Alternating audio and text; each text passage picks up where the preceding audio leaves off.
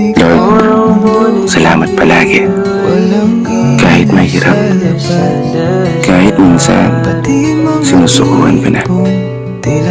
Ikaw na po ang bahala sa aking paglalakad. At gabayan niyo nawa ako hanggang sa araw na matupad lahat ng mga pangarap na aking inilaan.